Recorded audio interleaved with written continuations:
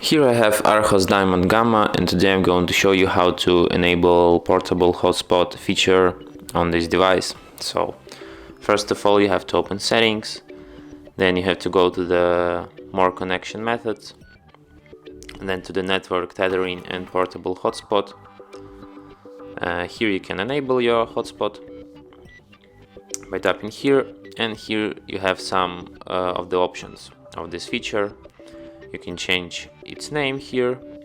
Here you can select if you want to have password or not, and here you can change your password.